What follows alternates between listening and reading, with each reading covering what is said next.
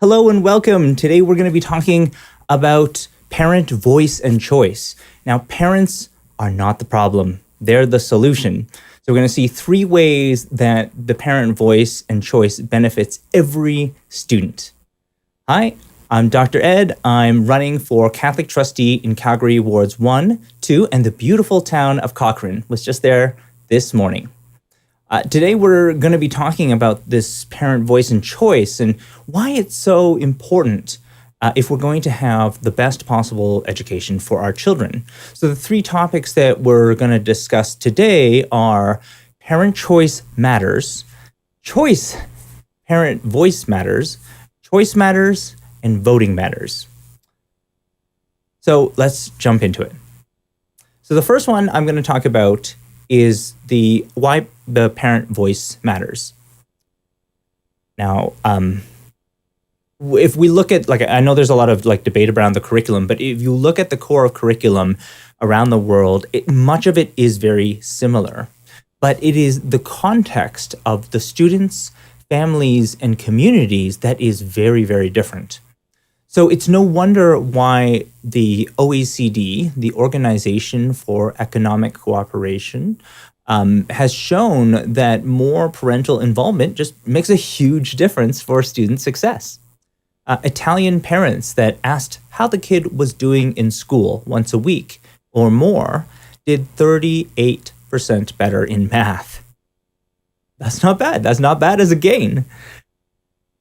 Hong Kong parents that ate a meal with their child almost every day did 18% better on math. Now, I've had the fortune of meeting Dr. Debbie Pusher. She's a leading researcher on the parent voice, and she reminded me that while students do spend 17% of their year at school, the other 83% is spent outside of school. So parents need to be co-constructing the school plans, and not only they should be co-constructing the plans and not just rubber stamping it. They should be co-constructing the school plans and not only rubber stamping it. Now, lockdowns, they changed everything in schools. When schools closed, every parent went from being a supporter of their kids' education to a partner. We may not be as familiar with pedagogy, but we certainly know our child's interests, and that's half the battle. Yet, and this is an important topic, so just as a reminder, today is about parent voice and choice for everyone who is just joining us today. I just want to give you a quick reminder that we're live and we're here to answer any questions that you might have. And this is what makes it fun. It's like the fact that you can ask any question that you want during these times. We are talking about parent voice and choice. And today, this first topic is about parent voice. So just for anybody who is joining right now, we're talking about parent voice and why it's so important.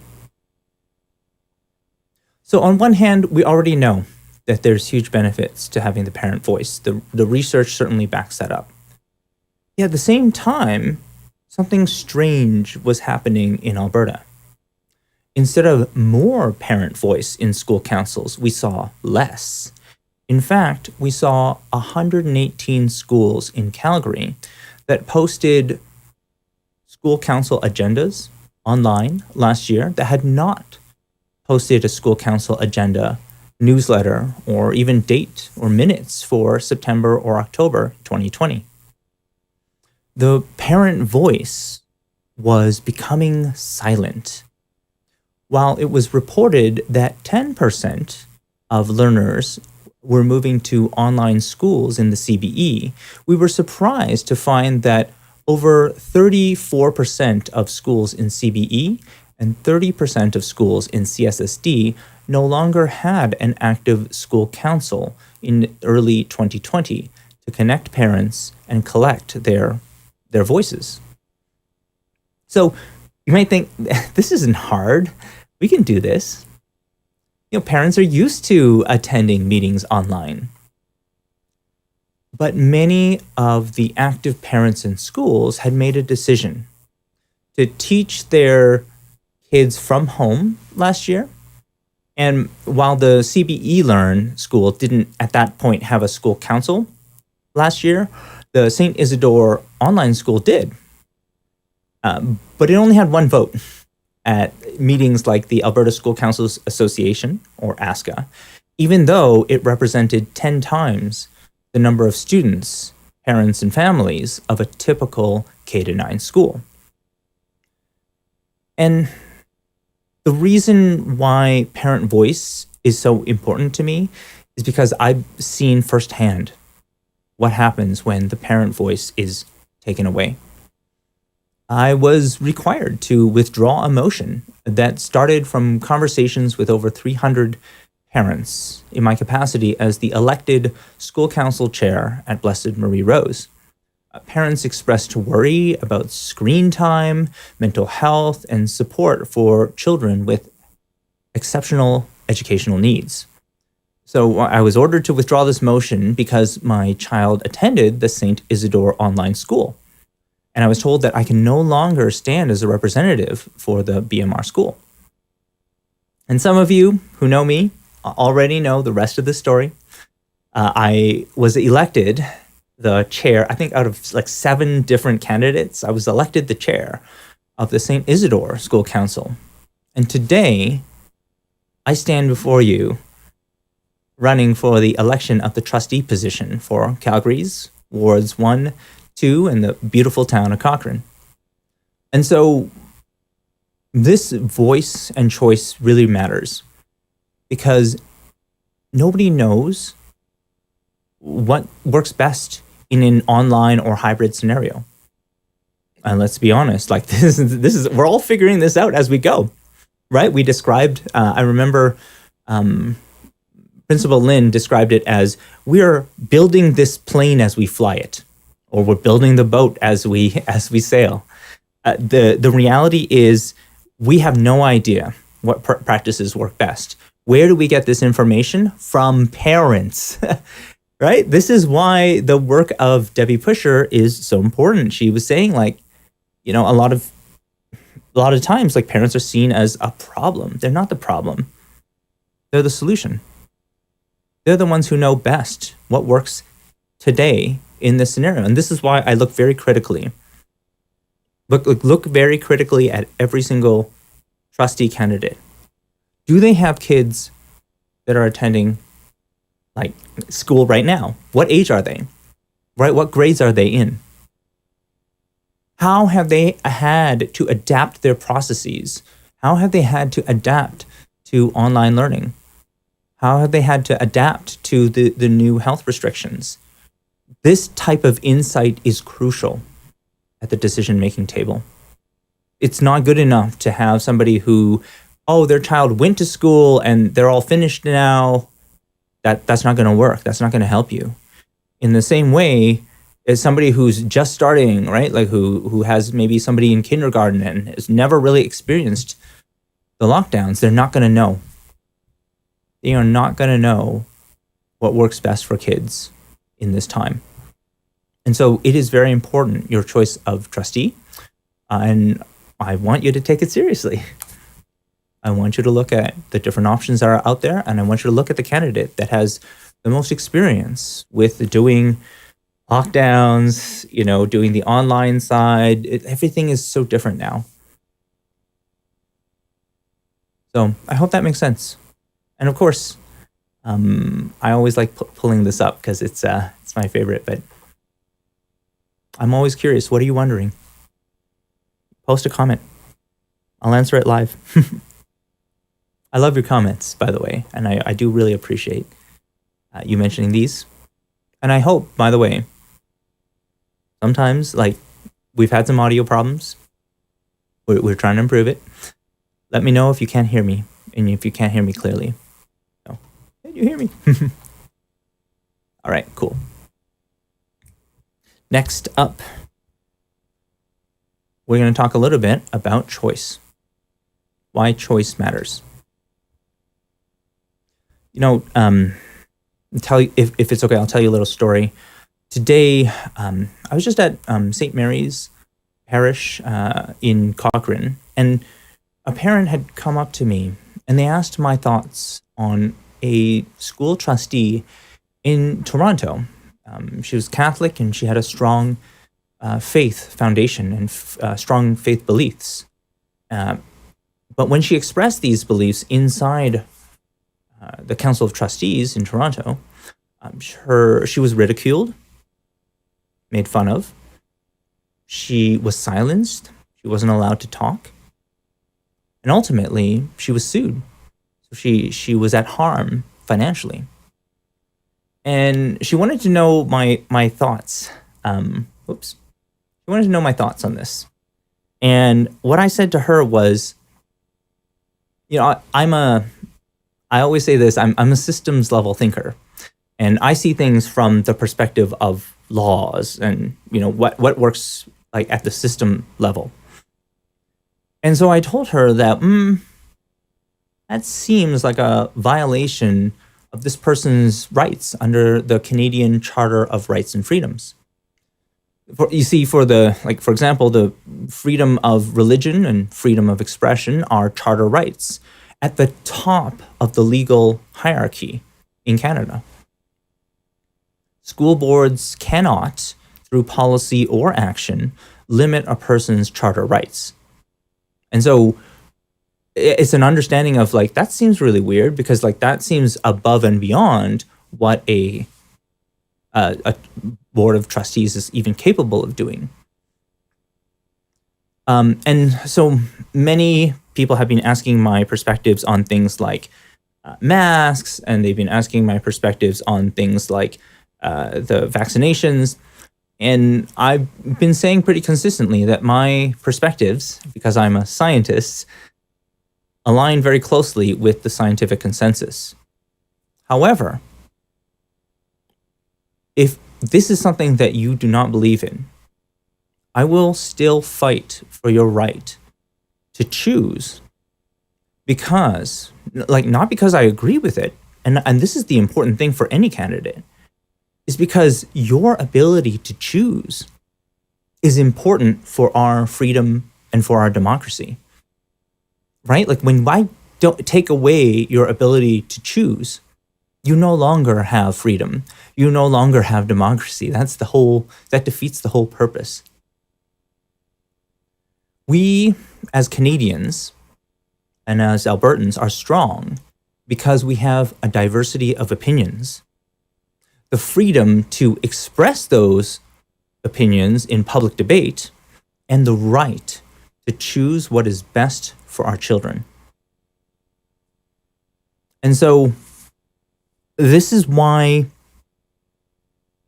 the freedom of choice is something that is very precious, and it can be taken away. There is the risk. There's a lot of people who would like to take away people's freedom of choice. But when you lose that choice, you lose a lot of other things too, mainly your democracy, your freedom. And so it is for this reason why I'm a huge advocate for parents. Somebody asked me a question. I'm getting so many messages. It's just crazy these days. You should see how many, I want to know your opinion on this one, and I love it. Because I think that people want to know that you think about these topics in depth. And there was one about, it was about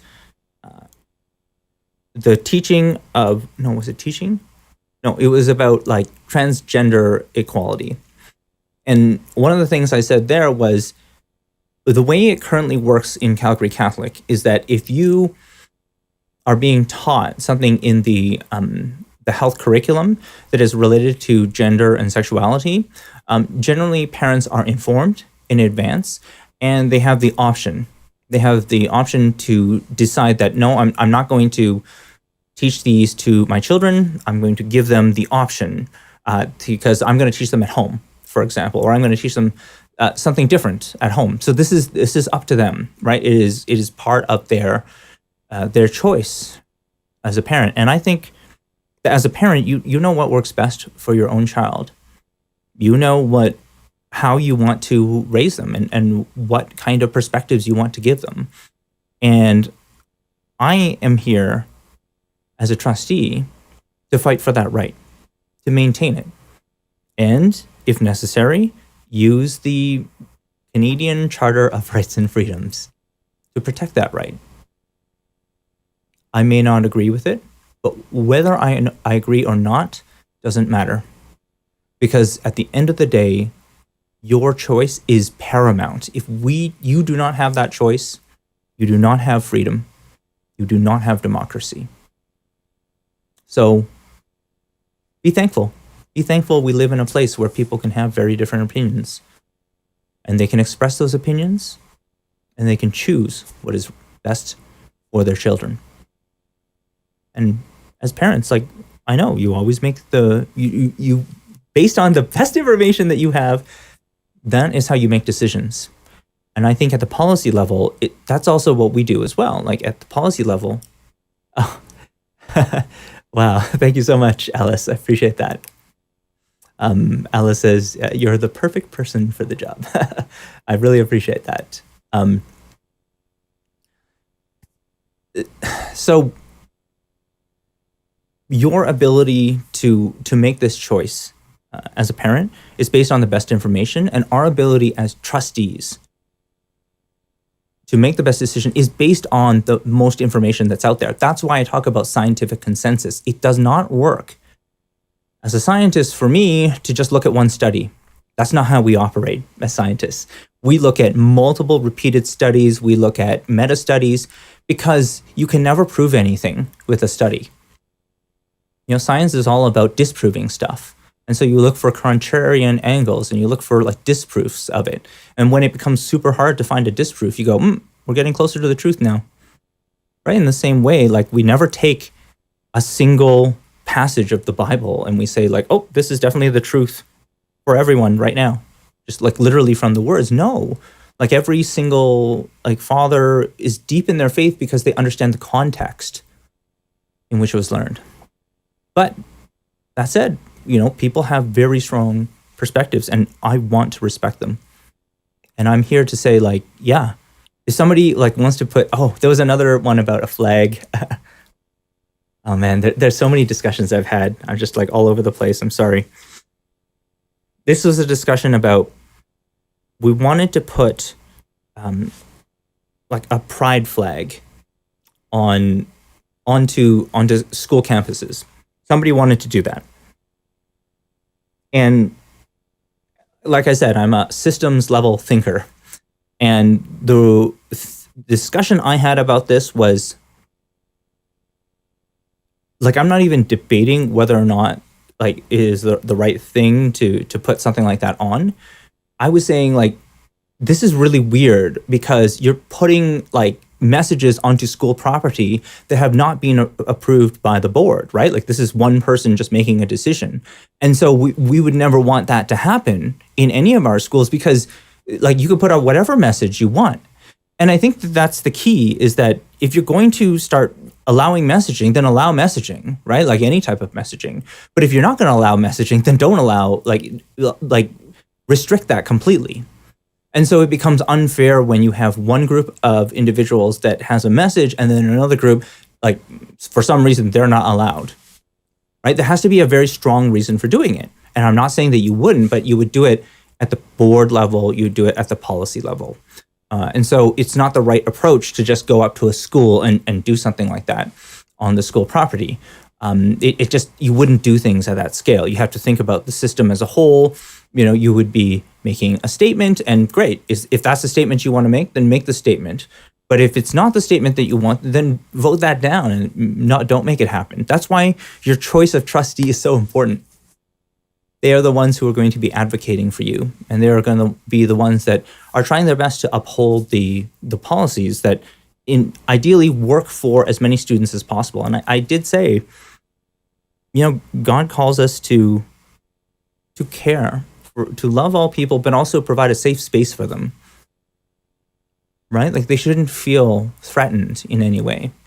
And I think that it is when we show this type of care and compassion that we really start to see who we are as Catholics. I'm not even arguing just on, the legal principle. I'm arguing on a moral principle. So that's why choice matters. So that's an example of why choice matters. But it's something that it's a real passion of mine. Now, a thing that I will add, though, is that choice sometimes makes more sense when you've got a community of people. Like, the reality is we were never meant to work and learn and struggle all alone. So great things come when the parents are connecting together. And this is why having a bunch of parents who are able to connect, like the parent voice, like I said earlier, the school councils, getting them together is so important. It becomes that collective voice. Some of the books, for example, from Dr. Debbie Pusher, Portals of Promise, and Living as Mapmakers, talk about this difference that the parent voice makes. And there's so much literature. Like, you can write multiple books on this. And I'm so thankful to have met Dr. Debbie, because she really is doing a lot of the research in this area. And I keep asking her students, when are you guys going to become politicians? When are you going to become trustees? Because they are so well versed on the benefits, the material benefits of parent involvement. I mean, it's so important that it's written into the law here in Alberta. Like, the Alberta Education Act requires schools to open up these school councils and make those available. If you're going to run a school, better have those parents involved. I think it was a very good policy, and it's proven to be very effective in practice as well. So the last one I want to add, and this is another area that is something that I've been just really thinking about: vote matters. And this is kind of a little bit off from the other topics, the two topics about parents being able to have their voice and parents being able to have their choice.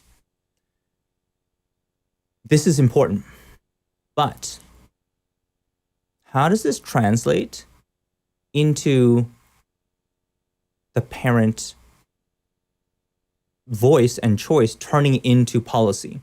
How does that translate into actual changes in our district? The reality is, the nicest or most faithful person, right, the deepest person in the faith, may not be the most effective in the world of politics. For example, one could be super outspoken about the Catholic faith and opposed to most of the motions that are out there because it doesn't really align with our faith. But that same person, while they are in opposition, is unlikely to get an alliance with the others on their council, on the council. Like, you won't get things passed. And we see this all the time in Calgary. An example might be Jeremy Farkas. So he's a city councillor, and he votes no on everything. Everything is vote no, vote no, vote no. But when it comes to passing new regulations, he doesn't seem to have a lot of them approved. Well, why is that the case? Well, it's because the world of politics is a totally different world than the world of your coworkers or working with colleagues. It's a totally different dimension, right? In order to be effective, it's very important to understand the interest and motivation of the others on council. Why are they there? What are they there for? What was their platform? What is important to them? What is part of their values? Because they're going to do things in alignment with that, and you're there to help. Right? You can be there to help, or you can be there to oppose. And if you're constantly there to oppose their perspective just because, it doesn't fit with your values, it is not going to be very effective in terms of pushing the needle forward, advancing Catholic education, and in the end, making sure that we put the best face forward, because that's what they're all doing in the end. They're all trying to work together in order to provide the best possible future for Calgary Catholic. And this is not an easy thing, right? Like, of course, people won't agree. That's why we have debate. That's why we have these discussions. And in fact, the more ideas that you present, the more options you have. This is wonderful, right? This discussion is what gives Calgary Catholic and all democracies their strength. But that needs to translate into policy. That needs to translate into actions, tangible actions for the people who voted for you. And that needs to translate into something that is like clearly a better direction, or it moves us in the right path that is going to prepare our children for the future. And so there have been times where people ask, like, oh, it feels like you're opposed to what we're doing. And my perspective has always been, no, absolutely not. I wouldn't be running for this position of Calgary Catholic trustee if I was opposed, right? If I just opposed, like, I don't know, like I could easily flame people on social media, like on Twitter, for example, or on Instagram. But I choose not to, because we're here to work together, right? In the end, like, you may not agree with the other perspectives, but you're here to work together. And sometimes if you can understand, like, these are things that we can help each other out on. This is going to create a voting bloc or a voting alliance that is going to help get this motion forward. Then you've done something good. You've done something good for your community. And I don't think it means like, oh, you have to compromise on your values, or you have to compromise on like my values are so much science-based, right? Like, you have to compromise on your integrity, your scientific integrity. No, not at all, right? Like, of course, you're still gonna fully align with those, but you're here to get stuff done. You're not here to just oppose everything, and like, it's not about you. That's kind of like a key message when it comes to the world of politics and political science. There are people who are great people. They are faithful people. They're some of the nicest people that you know of. But it doesn't make them effective trustees, because being nice alone isn't enough in order to get policies and votes approved. And I think that those who are trustees, who have been trustees for a long time, they see this. They see that the reality is, like, in the end, you have a vote, right? And you have to recognize that it is those people who you elect as your trustee that will make that decision. And that's why it's so important to make the decision that's going to be most effective for you in your council. You have many choices, right? But then ask, like, okay, let's say the election's over and that person is elected. What kinds of choices, right? What kinds of things are they going to bring forward? How has their record been? Have you seen action? Have you seen results from the work that they did? So, for example, for myself, like, look at my record, right? In Blessed Marie Rose, what did we do? Right? We established this brand new council. Like, look at all these events that we've done, trying to run a cultural day. And then look at St. Isidore. We focused on wellness, and we did activities specifically related to reconciliation. So don't look at what they say. Look at what they do. Look at what they vote. Look at those actions. And this is, do the same things that our kids do, right? They don't listen to what we say. They listen to what we do. And for a lot of you that are in Calgary, wards 1 and 2, and in the town of Cochrane, and anywhere in our municipal election, many of you are aware we're having our early voting starting on Monday. I've had some parents come up to me already saying, like, you are like my top two already. And so they've been extremely encouraging. In fact, somebody, like, I was just speaking to today briefly, was like, yep, I think you've just switched my vote. You've made it so that I'm going to vote for you now. You get it. You get what's going on. And I think that that's what's happening at this point. There's kind of a closing of the vote. It's not 5 people, which we have 5 people on the plate. It's like 2. And so the question is really, what do you want, right? If you are happy with the status quo, then by all means, our incumbent is a great person. I would highly encourage you to vote for that person.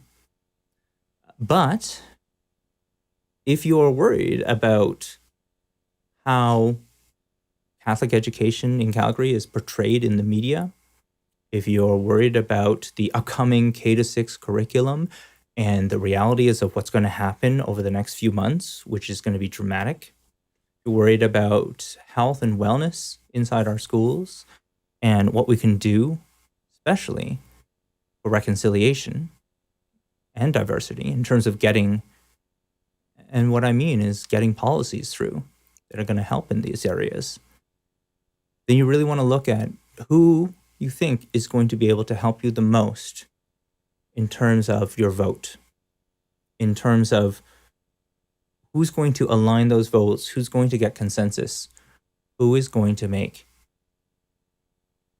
action happen, who is going to make the changes happen. And so it's been a wonderful journey, this past few months, and we're getting close to the end of it. I mean, obviously some votes are already coming through. They will come through on Monday. And I think that I've learned so much about this process. And I think the important message I want to share with parents is that, you know what? It's not your fault. No one literally could have predicted that things would have changed so dramatically in such a short period of time. We went from almost very little tech to, we're all tech all the time because of the school closures. And nobody could have expected that. And, a lot of nobody could have predicted, for example, what happened with reconciliation, the discoveries of children buried in a mass grave in Kamloops. Nobody could have predicted that. And so it is not your fault that these things have appeared in the media. They have had an impact. But one of the reasons is, what kind of training, does anyone have on post-traumatic stress, and what are the kinds of triggers that cause post-traumatic stress to happen again? What kind of training do people have? None, right? This is not normal training, right? This is not typically you come in, here's your welcome package, here's how you deal with post-traumatic stress. No, that is not the type of training. It is a type of training that I had, and it's actually kind of why I got into this whole education game and the politics game. For the longest time, I always felt that disasters of this world were too far away for me to even do anything or to really even care about it. Until the 2013 Calgary floods, right here. It was right here in Calgary that we had this huge disaster. We were cleaning out people's basements, and it felt wow, everything was so close all of a sudden. You felt wow, I was directly affected by this. And it made me think this is where politics, policy, all of these things really, really matter. And if you care about education, you have to understand that politics is a part of that. Politics is always going to be a part of education. Like it or not, for good or for worse, you don't have a choice. But what you do have a choice of is who is the trustee that is going to most serve your needs, is going to most deliver on the types of votes, the types of policies that are going to most benefit the kids in your region. That is what you have a choice of. And for that, I would encourage you, take a look at the candidates, take a look at what's there. Somebody just showed me, I think it was like I can't remember. Yes, it was one of the candidates had like a Dina Hinshaw t-shirt. And she's like, oh, like I can't vote for this person. So out of touch, right? Like people, you see people very quickly through their actions. And people see that, right? Like I didn't even notice this when I first saw it, but people see these types of things, and it shows how important it is to look critically at the people that you're voting for. Maybe a lot of people won't. I think that this is what God calls us to do, is to not just look at everything surface level. If you look deeper, there's always like a clearer, you get closer to the truth. You get closer to what is most impactful, what is really the right way to go. And so with that said, I really appreciate all of you for participating. I want to say a big shout out to Dr. Debbie Pusher. Like I said, for myself, pretty much most of my opinions, objectives, they all come from research. I use that because I don't know the best way. That's why people go and study these things, and they tell us what are some of the best practices. I love the What Works Clearinghouse for teachers, because it tells you about repeated studies. It tells you what worked actually, what has repeated results, what are things that we can actually trust. And it thinks critically about the research. It doesn't take like one-off studies and then go, oh, that's the best way to teach. No, no, right? Like critical thinking, there's not enough for that, of that. There's not enough of that in education. Like we need to teach it more in our schools. And there's not enough of that in politics. And if we keep depending on social media, like the Facebook files was recently leaked, I want to say. Yeah, in the Facebook files leak, it was revealed that 40% of all information related to the COVID-19 vaccination was false. 40%. So if you logged on to Facebook, there was almost a 40% chance that you would be seeing fake information about COVID-19. This pandemic in North America, in other places in the world, is not a pandemic of the Delta variant. It is a pandemic of misinformation perpetuated by AI systems that most people do not understand, that they need to understand if they want to become, if they want to thrive in the future. And it is something that it is a lack of critical thinking in the end, right? It is a lack of deep thinking. And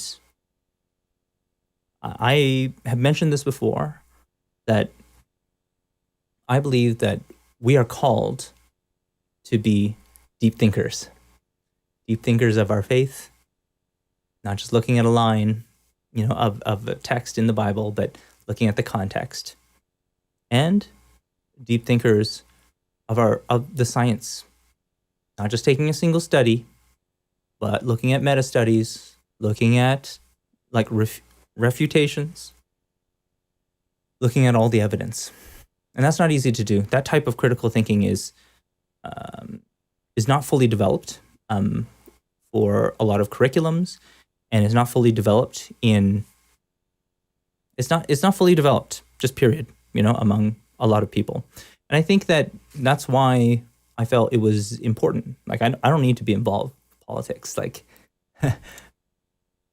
I can understand why, often there are no candidates to choose from. Many of them are acclaimed, because it's quite a bit of work for the amount of compensation that, like, say, a trustee gets. But I'm not doing this for the money. I'm doing this because education matters, and the education of our children is really important. I'm doing this because my child is going to grow up into a working world that's going to be very different from the world that we grew up in. And we were online a lot. We had regular jobs. Like half of our Gen Z workers are freelancing. Their boss is not a human being. Their boss is an AI.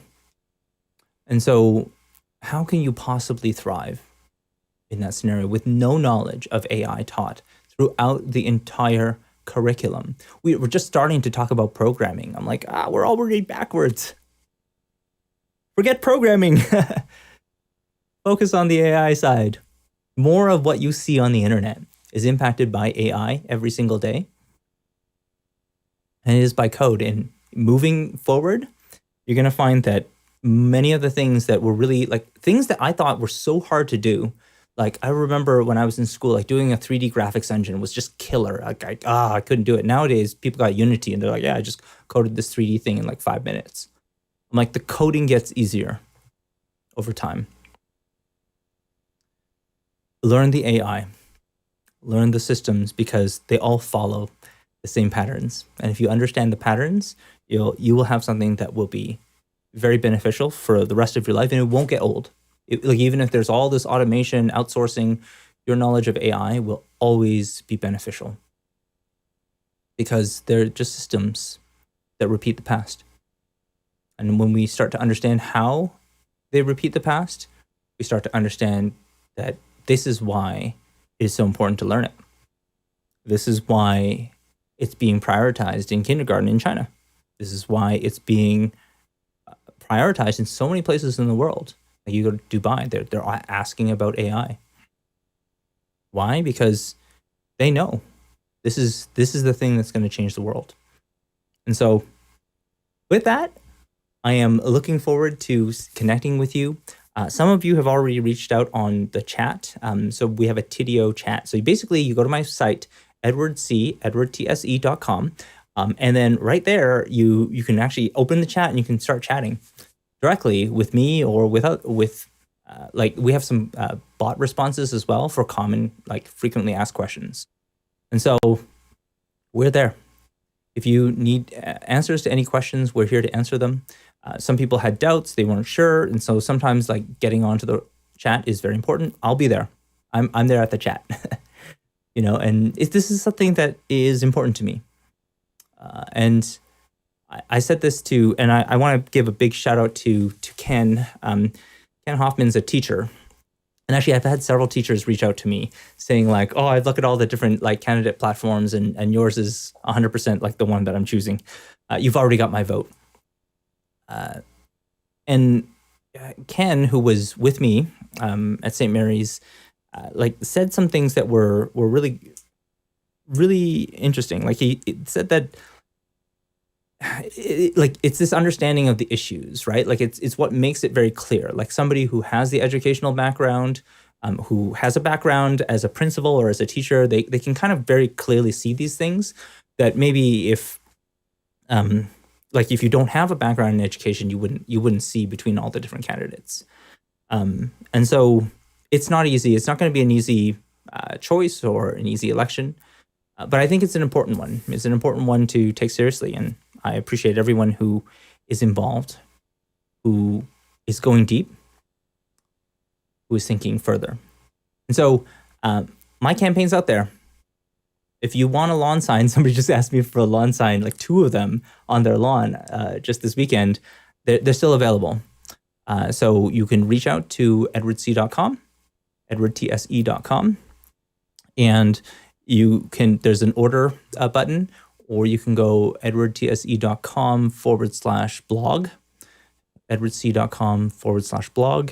And then there you'll actually see some of the new videos that are coming up. Some of those are appearing on our social media as well. So you can check those out. And if anything, like if you have any other types of questions, you want to know more about it, just reach out. I'm here. Happy to answer your questions. Thank you. Have a great week, and we will speak to you soon. Bye.